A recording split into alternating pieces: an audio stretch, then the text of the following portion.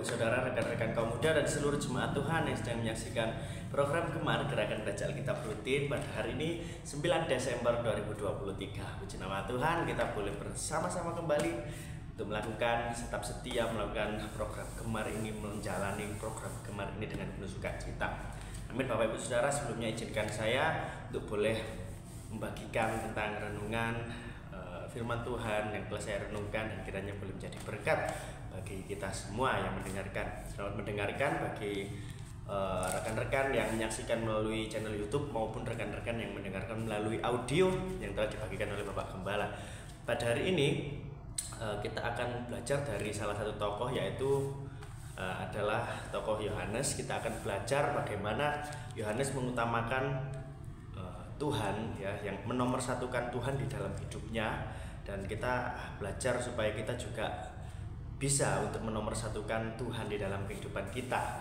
Mari kita akan membuka di dalam Yohanes pasal yang ketiga, di ayatnya yang ke-22 Bapak Ibu Saudara sampai ayat yang ke-30 terlebih dahulu Bapak Ibu Saudara, ya.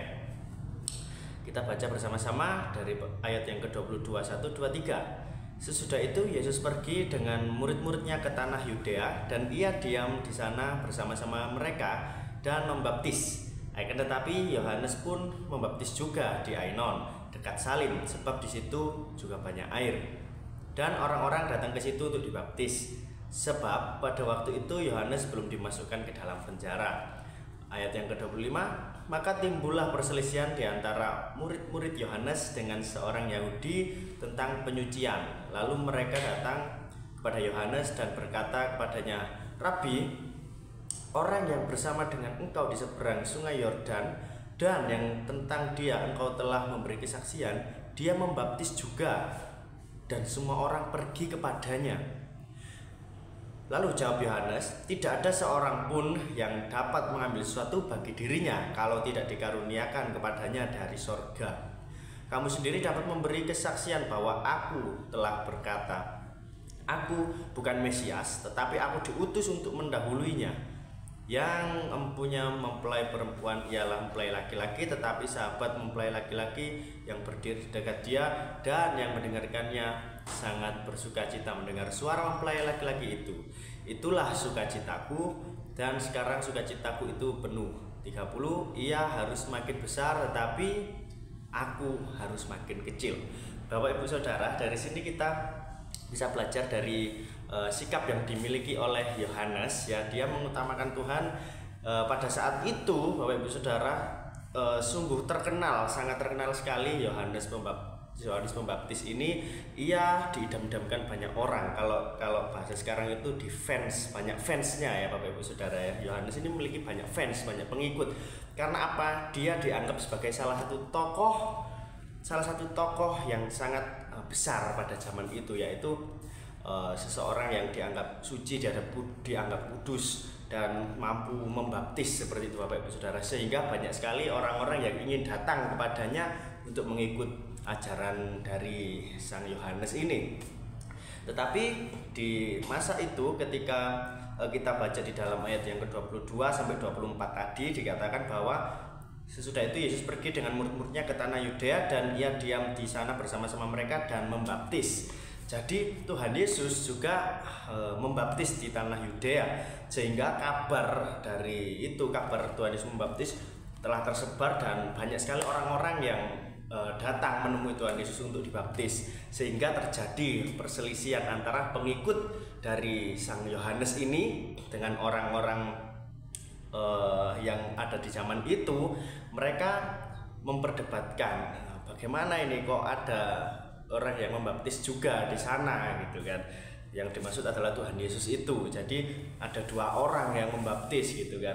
Bagaimana? Nah, beberapa orang itu ia mempertanyakan kepada Yohanes, Bapak Ibu Saudara, Yohanes, gimana ada orang di sana di seberang sungai Yordan juga membaptis, gitu kan. Nah, siapa yang benar, siapakah yang harus kita ikuti, seperti itu kalau kita analogikan. Tetapi dengan dengan statusnya Yohanes ini yang kalau bisa dibilang adalah sudah memiliki status yang tinggi, Bapak Ibu Saudara ya, sudah terkenal, sudah dianggap orang menjadi tokoh yang luar biasa. Ia merendahkan hatinya, merendahkan dirinya demi untuk mengangkat Tuhan Yesus. Karena apa?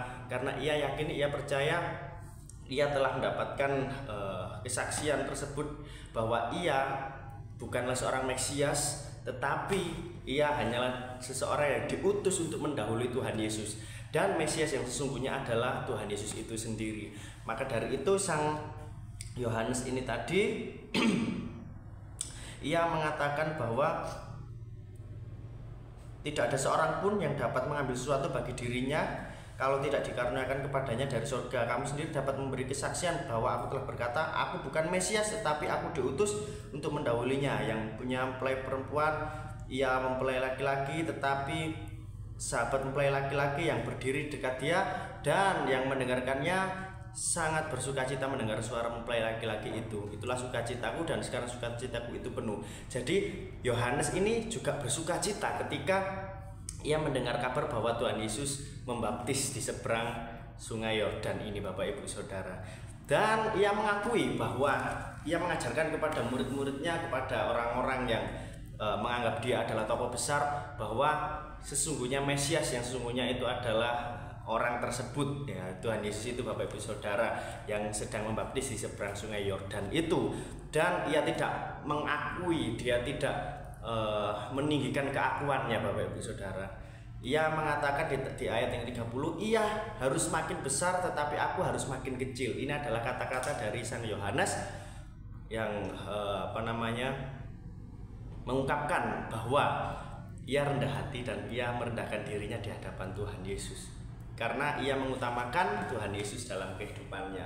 Ia berkata Tuhan Yesus harus makin besar karena aku bukanlah siapa-siapa. Meskipun statusnya Yohanes pada saat itu adalah orang yang sangat terkenal, Bapak Ibu Saudara.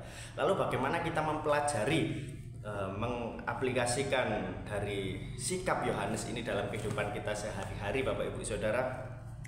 Yaitu kita harus tetap selalu setia belajar untuk mengutamakan Tuhan Yesus dalam, katakanlah kita dalam kehidupan pelayanan kita di gereja, di rumah, di tempat kerja, dimanapun kita berada ketika kita melayani Tuhan. Misalkan andai kata di sini kita bisa bermain musik dengan begitu luar biasa sampai bikin jemaat itu merinding, nah, seperti itu misalkan Bapak Ibu Saudara ya, melalui permainan musik kita.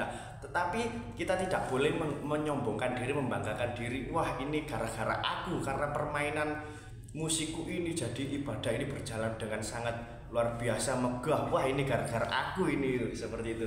Kita nggak boleh seperti itu ya Bapak Ibu Saudara. Tetapi kita tetap memiliki hati yang rendah hati di hadapan Tuhan.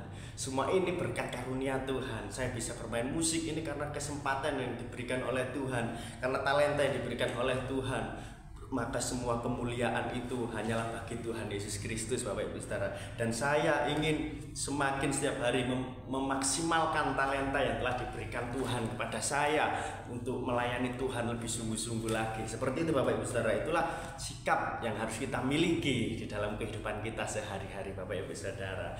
Puji nama Tuhan. Kiranya boleh sedikit cerita ini yang kita ambil dari kisah Sang Yohanes Pembaptis ini boleh menjadi pembelajaran, menjadi inspirasi bagi kita semua supaya memiliki hati yang rendah hati dan merendahkan diri di hadapan Tuhan kita. Karena apa? Kita semakin kecil, Tuhan Yesus yang semakin besar, Bapak Ibu Saudara. Amin. Puji nama Tuhan. Mari kita berdoa menutup Gemar pada pagi hari ini dan melanjutkan kegiatan kita di pagi hari ini. Kita satu di dalam doa. Tuhan Yesus, kami mengucap syukur Bapa, pada pagi hari ini kami telah Tuhan belajar ingin memiliki sikap, memiliki sifat Tuhan yang rendah hati, rendah diri di hadapan Engkau ya Bapa. Kami tidak ingin Tuhan membanggakan, menyombongkan segala apa yang kami miliki ya Bapa, tetapi kami menyadari Tuhan segalanya itu Bapa berasal dari Engkau ya Tuhan.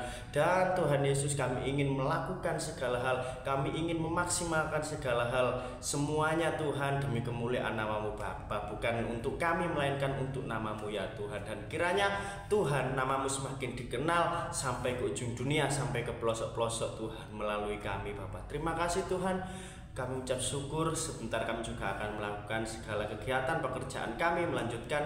Tuhan tolong melindungi, menyertai sampai Tuhan semua yang kami lakukan Engkau buat berhasil Bapak. Terima kasih Tuhan Yesus, kami mengucap syukur atas kesempatan ini. Hanya dalam nama Tuhan Yesus Kristus kami sudah berdoa. Haleluya, amin. Sampai jumpa di program Gemar selanjutnya. God bless you.